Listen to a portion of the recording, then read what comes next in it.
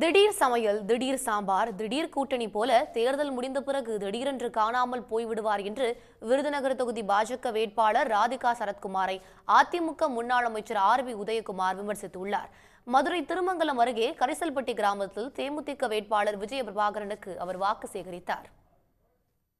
இன்னொரு புறத்துல இந்த திடீர் சாம்பார், திடீர் சமையல், திடீர் கேசரி அதே மாதிரி திடீர் கூட்டணி, திடீர் கட்சின்ற மாதிரி சரத்குமாரும் ராதிகா சரத்குமாரும் திடீர்னு போய் கட்சியில சேர்ந்துட்டு திடீர்னு சீட்டு வாங்கிட்டு வந்தாங்க.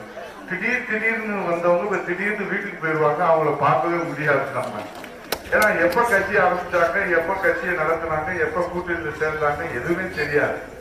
ஆகவேதான் இன்றைக்கு உங்க இடத்துல நாங்கள் வணங்கி கேட்கிறோம். அவங்கெல்லாம் தேர்தலுக்கு விருந்தாளிங்க. அவங்க வந்தா மோர் கொடுங்க.